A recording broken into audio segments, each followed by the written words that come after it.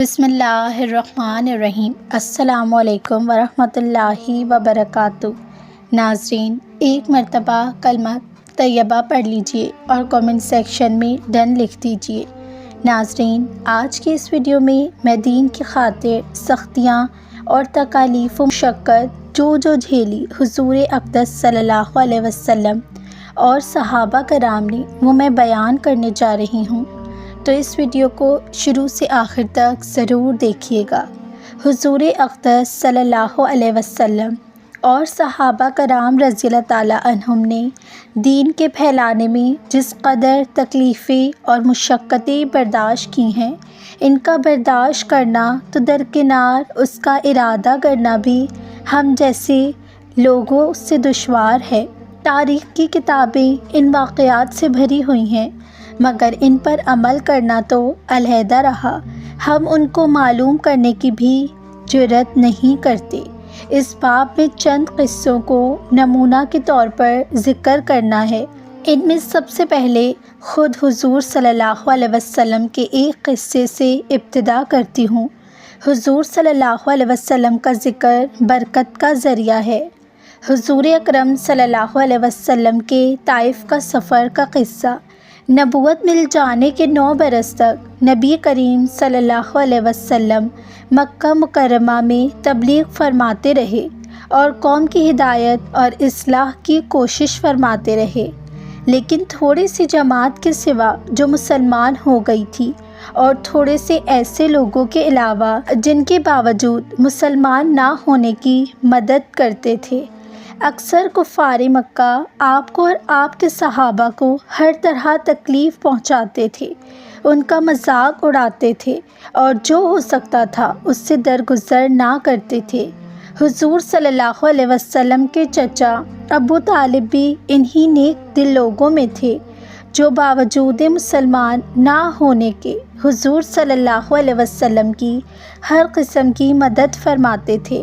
10ویں سال میں جب ابو طالب کا بھی انتقال ہو گیا تو کافروں کو اور بھی ہر طرح کے کھلے مہار اسلام سے روکنے اور مسلمان کو تکلیفیں پہنچانے کا موقع ملا۔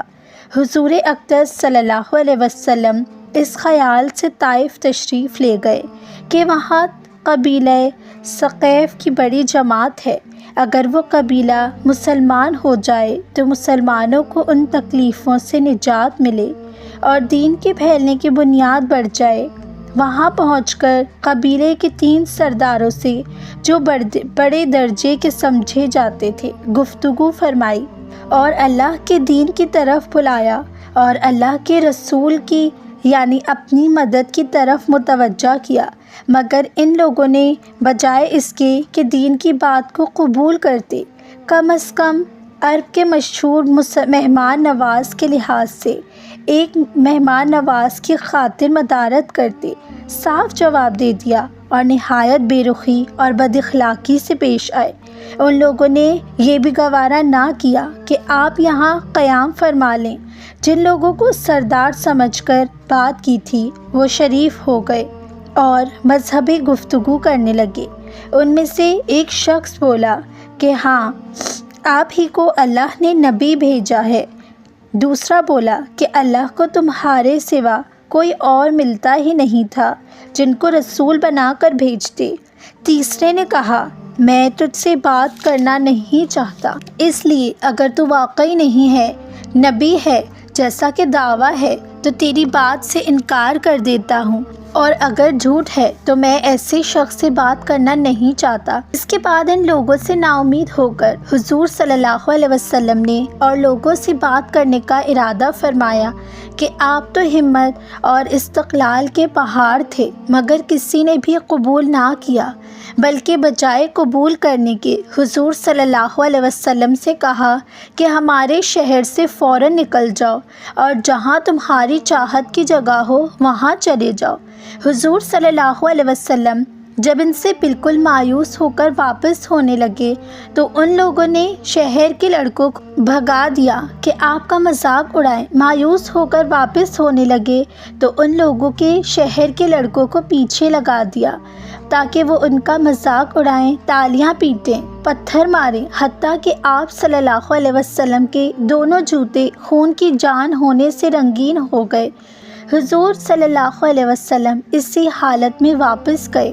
جب راستے میں ایک جگہ ان شریروں سے اطمینان ہوا تو حضور صلی اللہ علیہ وسلم نے یہ دعا مانگی، جس کا ترجمہ ہے: اے اللہ، تجھی سے شکایت کرتا ہوں، میں اپنی کمزوری اور بے کسی کسی اور لوگوں سے ذلت و رسوائی کی۔ اے ارحم الراحمین، تو ہی ہم سب کا رب ہے اور تو ہی میرا پروردگار ہے۔ تو مجھے کسی کے حوالے کرتا ہے، کسی اجنبی بیگانہ کے، جو مجھے دیکھ کر ترش رد ہونے لگے اور منہ چڑھاتا رہے، یا کسی دشمن کے جس کے تو نے مجھ پر قابو دید کیا۔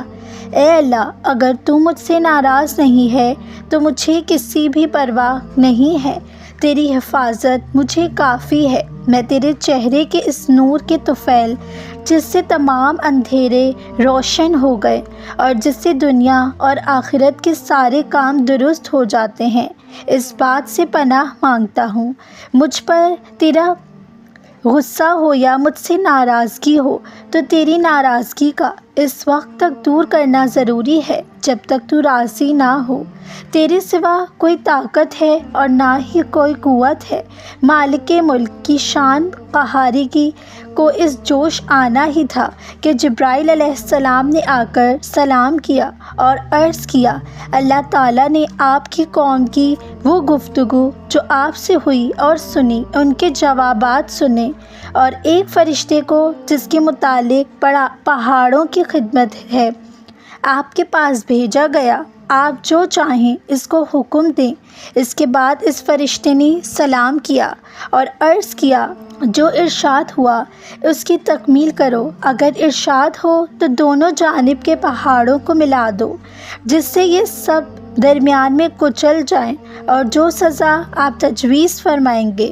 حضور اقدس صلی اللہ علیہ وسلم کی رحیم و کریم ذات نے جواب دیا: میں اللہ سے اس کی امید رکھتا ہوں کہ اگر مسلمان نہیں ہوئے یہ تو ان کی اولاد میں سے ایسے لوگ پیدا ہوں گے جو اللہ کی پرستش کریں اور اس کی عبادت کریں۔ یہ ہے اخلاق اس کریم ذات کے، جس کے ہم لوگ نام لیوا ہیں، اور ذرا سی تکلیف سے کسی کی معمولی سی گالی دے دینے سے ایسے بھڑک جاتے ہیں کہ پھر عمر بھر اس کا بدلہ نہیں اترتا۔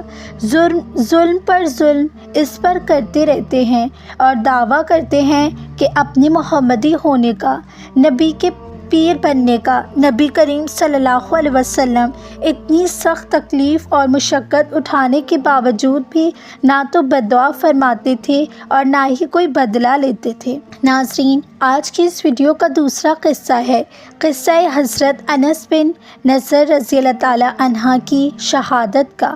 حضرت انس بن نضر ایک صحابی تھے جو بدر کی لڑائی میں شریک نہیں ہو سکے تھے۔ ان کو اس چیز کا صدمہ تھا، اس پر اپنے نفس کو ملامت کرتے رہتے تھے کہ اسلام کی پہلی جنگ عظیم لڑی اور تو اس میں شریک نہ ہو سکا۔ اس کی تمنا تھی کہ کوئی دوسری لڑائی ہو تو حوصلے پورے کروں۔ اتفاق سے احد کی لڑائی پیش آ گئی، جس میں یہ بڑی بہادری اور دلیری سے شریک ہوئے۔ احد کی لڑائی میں اول تو مسلمانوں کو فتح ہوئی، مگر آخر میں ایک غلطی کی وجہ سے مسلمانوں کو شکست ہوئی۔ وہ غلطی یہ تھی کہ حضور اکرم صلی اللہ علیہ وسلم نے کچھ آدمیوں کو ایک خاص جگہ مقرر فرمایا گیا تھا: تم لوگ اتنے میں نہ کہو، اس جگہ سے نہ ہٹنا، کہ وہاں سے دشمن کے حملہ کرنے کا اندیشہ تھا۔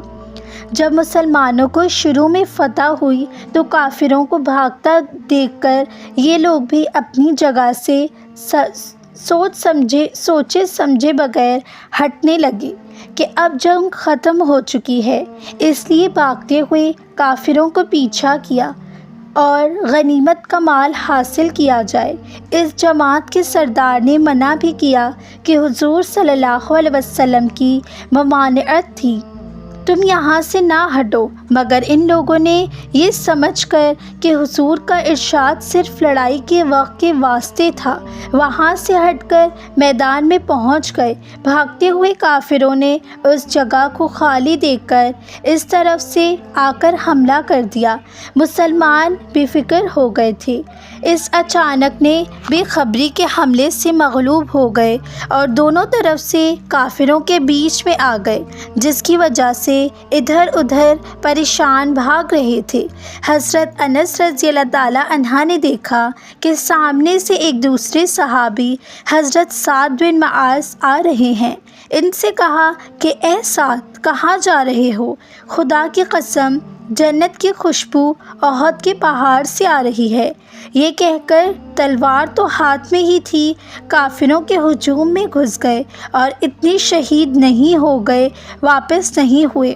شہید کے بعد ان کے بدن کو دیکھا گیا تو چھلنی ہو گیا تھا، اسی سے زیادہ زخم تیر اور تلوار کے بدن پر تھے۔ ان کی بہن نے انگلیوں کے پوروں سے ان کو پہچانا۔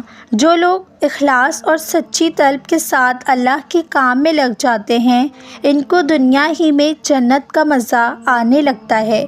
یہ حضرت انس رضی اللہ تعالیٰ عنہ کی زندگی ہی میں جنت کی خوشبو سونگھ رہے تھے۔ اگر اخلاص آدمی میں ہو جائے تو دنیا میں بھی جنت کا مزہ آنے لگتا ہے۔ میں نے ایک معتبر شخص سے، جو حضرت اقدس مولانا شاہ عبد الرحیم صاحب رائے پوری رحمۃ اللہ علیہ کے مخلص خادم ہیں، حضرت کا مقلوعہ سنا کہ جنت کا مزہ آ رہا ہے۔ فضائل رمضان میں اس قصے کو لکھ چکا ہوں۔ ناظرین، امید کرتی ہوں آپ کو آج کی ویڈیو اچھی لگی ہوگی۔ اگر اچھی لگی ہے تو اسے اپنے دوستوں کے ساتھ ضرور شیئر کیجیے گا۔ جزاک اللہ خیرا۔